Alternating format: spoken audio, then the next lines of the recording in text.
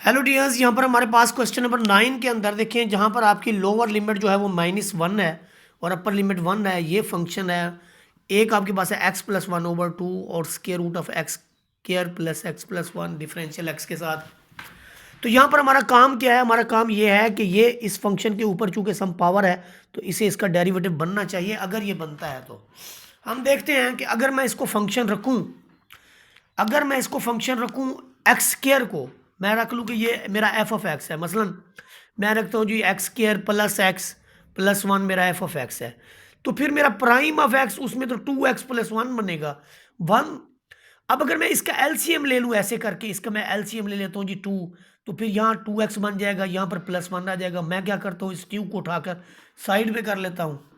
अब मेरा ये सम फंक्शन की सम पावर बन गया और आगे उसका डेरिवेटिव भी बन गया।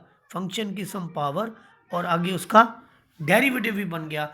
तो फिर क्या लिखेंगे, फंक्शन की जो सी भी पावर है, यहाँ पर 1/2 है, 1/2 + 1 डिवाइडेड बाई 1/2 + 1, तो ये बन जाएगा 3/2 डिवाइडेड बाई 3/2। 2 से 2 आपका कट जाएगा।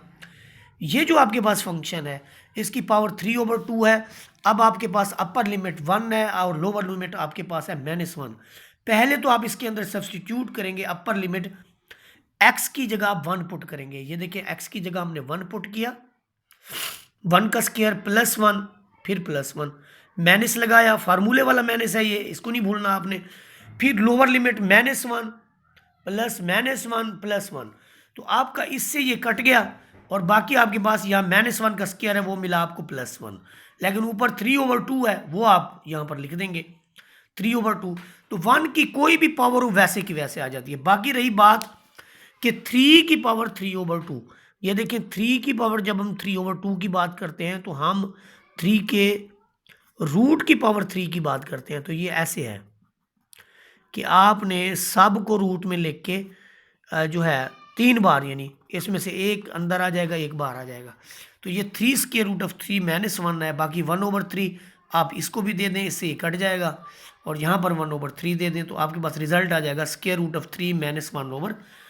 तो ये हमारे पास क्वेश्चन नंबर 9 है। 9 के बाद हम बात करेंगे क्वेश्चन नंबर 10 की, जो कि रिलेट करता है tan इनवर्स के फार्मूले से। तो यहाँ पर जो हमारे पास लोअर लिमिट है 0 है, अपर लिमिट आपके पास 3 है। तो ये हमारे पास फार्मूला है कि डिफरेंशियल x के डिनोमिनेटर में अगर x² + a² है तो हम इसे कहते हैं कि ये 1/a tan inverse x/a + c के इक्वल है। यहाँ c का इसलिए इस्तेमाल नहीं करेंगे कि हम डेफिनेट इंटीग्रल को इंट्रोड्यूस करा रहे हैं, डेफिनेट इंटीग्रल को पढ़ रहे हैं, माजरत इंट्रोड्यूस नहीं। तो यहाँ पर आपके पास 1/3 यानी 1/a आया, a की जगह आपके पास क्या है 3 है। tan इनवर्स x/a, तो x की जगह x है, a की जगह आपके पास 3 है। तो जब आप ये चीज़ कर लेते हैं तो यहाँ पर एक चीज़ आप ना भूलें कि यहाँ पर आपने लिमिट भी अप्लाई करनी थी जो कि 3 to 0 थी। अब आपने इसमें क्या किया कि अपर लिमिट पुट कर दी 3, x की जगह 3, x की जगह हमने पुट कर दिया जी 3, फिर नफी x की जगह पुट कर दिया 0। तो 3/3 1, 0/समथिंग 0। तो tan इनवर्स 0 0 और tan इनवर्स 1 आपको पता है कि ये 45 या π/4 के इक्वल होता है। 1/3 को आप π/4 से मल्टीप्लाई करेंगे तो आपका π/12 आ जाएगा। नेक्स्ट जो क्वेश्चन है हमारे पास वो भी इंतहाई छोटा सा है, इसको आप देख लें कि जस्ट आपने π/6 से π/3 में cos t dt करना है। तो cos की जो इंटीग्रेशन है वो साइन है और साइन फंक्शन में अपर लिमिट और लोअर लिमिट हम लगाएंगे, upper limit minus lower limit. जब इस पे अपर लिमिट देखें तो साइन 30 जो है होता है आपके पास स्क्वायर रूट ऑफ 3/2 होता है और साइन 30 जो होता है वो आपके पास 1/2 होता है। 2 अगर एलसीएम ले लें तो रिजल्ट आ जाएगा जी half of square root of 3 - 1। तो ये आपके पास क्वेश्चन नंबर 11 था। अब हम क्वेश्चन नंबर 12 की बात करेंगे। क्वेश्चन नंबर 12 के अंदर देखिए हमारे पास जो क्वेश्चन नंबर 12 है उसकी सिचुएशन ये है कि इसमें एक लोअर लिमिट एक अपर के साथ एक वैल्यू यहाँ पर है। ये यूं है कि फंक्शन की सम पावर और आगे उसका डेरिवेटिव खुद ब खुद बना हुआ है। ये देखिए x का डेरिवेटिव 1 और इसका डेरिवेटिव -1/x²। तो डायरेक्टली आप कह सकते हैं कि अगर ये आपके पास फंक्शन है तो आगे उसका डेरिवेटिव भी मौजूद है। ये आपके पास फंक्शन आपने रखा, इसको आगे, क्योंकि देखिए जिसकी कोई पावर होती है फंक्शन उसी को रखा जाता है। तो इसकी सम पावर और आगे उसका डेरिवेटिव, तो फंक्शन की सम पावर और आगे उसका डेरिवेटिव। तो क्या होगा इसमें, वही मामला कि एफ ऑफ एक्स की पावर एन हो और आगे उसका डेरिवेटिव हो, तो हम लिखते हैं एफ ऑफ एक्स की power n plus one divided by n plus one. और सी हम इसलिए नहीं लिखते क्योंकि डेफिनेट इंटेग्रल डिस्कस हो रहा है। तो ये 2/3, यहाँ पर भी ये असल में 3/2 है जो बाद में 2/3 बना। अपर लिमिट जो मेरे पास है वो 2 है और लोअर लिमिट 1 है। साथ में यहाँ पर ये भी मैं लिखता चलूँ कि इसकी पावर 3/2 थी। अब देखिए इसमें x प्लस 1/x की पावर 3/2, अपर लिमिट आपके पास 2 है, लोअर लिमिट 1 है, तो x की जगह पहले 2 पुट करेंगे, 2 + 1/2 माइनस 1 + 1/2, तो ये तो बनेगा 2 की पावर 3/2 और ये बनेगा 5/2 की पावर 3/2। तो याद रखें कि अगर आप क्वेश्चन को यहाँ तक भी कर लेते हैं तो ये आपका ठीक कंसीडर होगा। आगे सिंप्लीफिकेशन है, जो भी देखना चाहे वो देख सकता है, बाकी इस पे टाइम मैं वेस्ट नहीं करूँगा, आप समझदार हैं इसको करें। इसके बाद क्वेश्चन नंबर 13 जो है हमारा इस लेक्चर का आखिरी होगा। क्वेश्चन नंबर 13 बड़ा सिंपल है कि आपने नेचुरल लॉग ऑफ एक्स को डेरिवेटिव तो पढ़ा है, इसकी आपने इंटीग्रेशन नहीं करी हुई, तो फिर क्या करेंगे, हम इसकी जगह 1 लगा के एज ए सेकंड फंक्शन 1 को ले लेंगे और natural log of x first function के तौर पर लेंगे।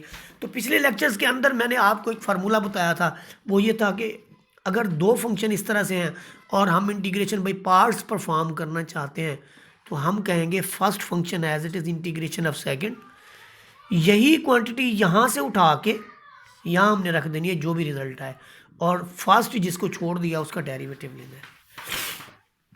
तो हम क्या करेंगे, यहाँ पर फर्स्ट फंक्शन आपका एज इट इज़ जो कि नेचुरल लॉग एक्स जिसको रखा हमने, सेकंड को इंटीग्रेट करेंगे। सेकंड हमारे पास 1 है और 1 की इंटीग्रेशन x होती है क्योंकि x का डेरिवेटिव 1 होता है।